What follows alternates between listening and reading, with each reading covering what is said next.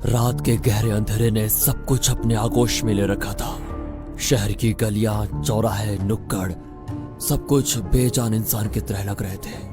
काफी देर के बाद कोई गाड़ी उस खामोश पड़ी सड़क से गुजरती और कुछ पल के लिए खामोशी शोर में बदल जाती थी। पर उस गाड़ी के दूर जाते ही दोबारा पूरा इलाका खामोश हो जाता। सड़क के किनारे लगे बिजली के खंभों पर लगे लाइट के बल्ब से कुछ हद तक इलाका रोशन हो रहा था।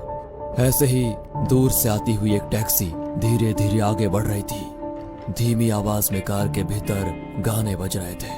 पीछे बैठी लड़की झपकियां ले रही थी तो आगे टैक्सी चलाने वाला आराम से गानों की धुन में खोया हुआ था। आसमान भी बिल्कुल साफ था, इसलिए टिमटिमाते सितारे काफी सुंदर लग रहे थे। तय जगह आने में अभी सिर्फ 5 मिनट का रास्ता बाकी था और ये सवारी को छोड़कर उसे दोबारा कॉल सेंटर के लिए जाना था।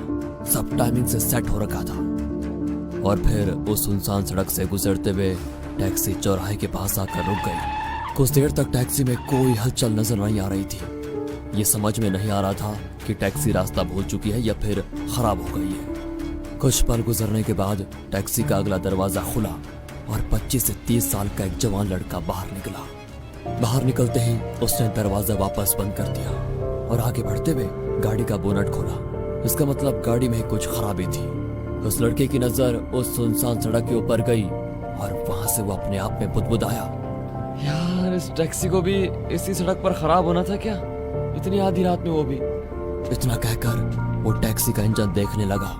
10 मिनट गुजर गए पर टैक्सी शुरू करने में वो नाकाम हो चुका था। तभी टैक्सी का पिछला दरवाजा खुला और एक 20 से 22 साल की खूबसूरत लड़की बाहर निकली। सामने जाकर देखा तो वो लड़का इंजन में कुछ कर रहा था। भैया क्या हुआ? हाँ वही देख रहा हूँ। और कितनी देर लगेगी? अभी तो कुछ कह नहीं सकता, शायद आपको कोई दूसरी टैक्सी करनी पड़ेगी। दूसरी टैक्सी? वो भी इतनी रात को? वो लड़की परेशान हो गई। आप चिंता मत कीजिए, मैं अभी आपके लिए दूसरी टैक्सी का इंतजाम करता हूँ, रुकिए। इतना कहकर उसने अपनी जेब से मोबाइल निकाला और कॉल करने लग गया। काफी देर मशक्कत करने के बाद भी किसी भी गाड़ी का इंतजाम ना हो सका। रात के 2 बजने को थे। लड़की भी काफी परेशान हो चुकी थी कि अब क्या करूं। भैया मुझे अब यहाँ से कुछ ही दूरी पर जाना है, मैं चली जाऊंगी। नहीं मैडम, आप मेरी जिम्मेदारी हैं, आपको अकेले नहीं जाने दे सकता, मैं भी आपके साथ चलता हूँ। गाड़ी का बोनट वैसे ही रखकर वो दोनों उस लड़की के फ्लैट की तरफ चलने लगे। वैसे तुम और भी कोई काम करते हो या फिर टैक्सी ही चलाते हो? जी, और पिज्जा डिलीवरी की भी जॉब कर लेता हूँ। यहाँ तनख्वाह कम है ना, इसीलिए।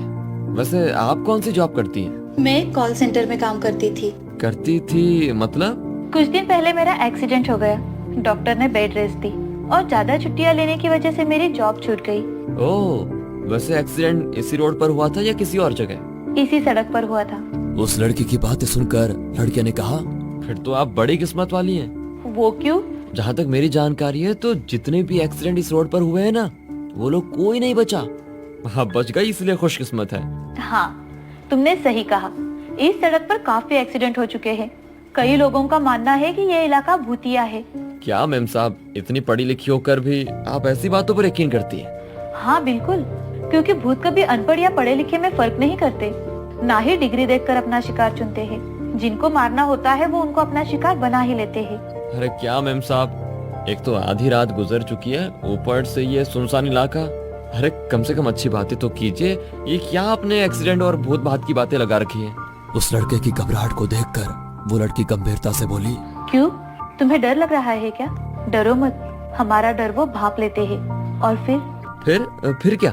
फिर वो आत्मा अपना रंग दिखाना शुरू करती है। तब जो कुछ भी होता है उस डर को वही समझ सकता है जिसने ऐसे डरावने लम्हों का अपनी जिंदगी में सामना किया है। ओह, लगता है आपने ये सब कुछ काफी नजदीक से देखा है। मेरे उस एक्सीडेंट के बाद काफी कुछ देखा। वैसे तुम देखना चाहोगे? नहीं, मैं इन सब पर यकीन नहीं करता।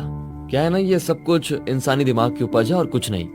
उस लड़के की बात सुनकर लड़की ने थोड़ा मुस्कुरा कर कहा, सही कहा तुमने, ये सब इंसानी दिमाग की उपज है।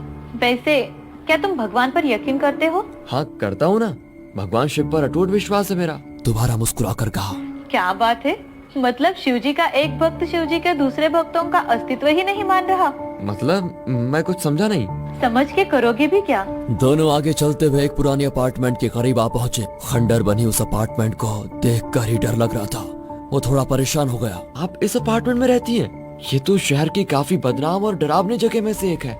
कई कत्ल हुए हैं इस इलाके में। मैं यहाँ नहीं, इस अपार्टमेंट के पीछे वाले अपार्टमेंट में रहती हूँ। इतना कहकर उस लड़की ने उसकी तरफ देखा और बगैर कुछ बोले चलने लगी। दोनों चुपचाप खामोशी से चलते रहे। तभी चलते हुए उस लड़की ने कहा, मेरी पर्स तो तुम्हारी टैक्सी में ही रह गई। रुकिए मैडम, आप यहीं रुकिए, मैं लेकर आता हूँ। कोई बात नहीं, तुम यही रुको, मैं लेकर आती हूँ। हर अजीब सी मुस्कुराहट उसके चेहरे पर छा गई। वो बगैर कुछ बोले उस सुनसान इलाके को निहारता चुपचाप खड़ा रहा। उस अपार्टमेंट के इलाके में खड़े ऊंचे पेड़, वो जानलेवा खामोशी, रात के समय अपार्टमेंट के बंद फ्लैट पर उल्टे लड़के चमगादड़। वो लड़की पीछे मुड़कर चलने लगी। वो उसी को देख रहा था। रात के अंधेरे में उसका इस जगह पर रुकना उसे काफी अजीब लग रहा था। चलते चलते कुछ कदम जाकर वो एकदम से रुक गई। वो थोड़ा परेशान हो गया।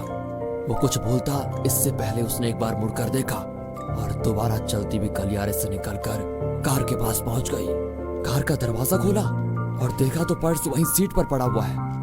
पर्स उसने उठाया और मुड़कर जाने लगी। तभी टैक्सी के नीचे से टैक्सी वाला बाहर निकला। उसके कपड़े काफी गंदे हो चुके थे। आगे जाते हुए गाड़ी का खुला बोनट बंद किया और अंदर बैठते हुए उसने कहा, चलिए मैडम, काफी मशक्कत के बाद फाइनली गाड़ी ठीक हो गई। वैसे आपकी किस्मत सच में अच्छी है। उस लड़की के पैरों के नीचे से जमीन सरक गई थी। उसे पीछे उस अंधेरी गली की तरफ देखने की भी हिम्मत नहीं हो रही थी। पर उस लड़की के पीछे उस अंधेरे गलियारे में उस लड़के की नजर गई और वो सहम गया। उसके मुंह से शब्द नहीं निकल रहे थे। बिना पीछे देखे वो लड़की टैक्सी में बैठी और अगले ही पल टैक्सी तेजी से वहां से निकली। लड़की काफी डर चुकी थी। कांपती हुई आवाज में उसने टैक्सी ड्राइवर से पूछा, तुम इतना क्यों डर गए? आपके पीछे उस अंधेरे गलियारे की तरफ से कोई दौड़ता हुआ हमारी तरफ आ रहा था। शायद कोई चोर या लुटेरा होगा। उस लड़की ने कांपती हुई आवाज में कहा, वो चोर या लुटेरा नहीं था। तो फिर कौन था? अगर मैं बताऊंगी तो तुम मुझ पर यकीन नहीं करोगे। मतलब हुआ क्या है? अभी अभी मुझे हॉन्टेड एक्सपीरियंस हुआ है। Haunted experience? तुमने अभी अभी उस गलियारे से जिसे हमारी तरफ आते देखा, वो कोई चोर या लुटेरा नहीं था, बल्कि एक आत्मा थी। मैडम, आप ठीक तो हैं? मैंने कहा था ना कि तुम मेरा यकीन नहीं करोगे। आपको कैसे पता चला कि वो आत्मा है, जबकि आपने तो पीछे मुड़कर भी नहीं देखा था? क्योंकि गाड़ी खराब होने के बाद मैं तुम्हारे साथ ही मेरे अपार्टमेंट की तरफ जा रही थी। मेरा पर्स तुम्हारी टैक्सी में ही छूटा था, इसीलिए वापस लौटी तो तुम अभी अपनी वही कार ठीक कर रहे थे। तुम्हें देख मैं हैरान रह गई, पर जब तुमने किसी के दौड़ कर आने का जिक्र किया तो मैं समझ गई कि बात कुछ और ही है। इतना कहकर उस लड़की ने पीछे झांक कर देखा तो सड़क पर एक इंसानी आकृति खड़ी नजर आ रही थी। वो ड्राइवर के सिर के पास लगे उस शीशे में देखकर बोली, सच कहूँ तो मैं उस दिन भी एक्सीडेंट में बाल बाल बची थी और आज भी मैं बाल बाल बची हूँ। और पीछे की सीट पर आराम से बैठ गई।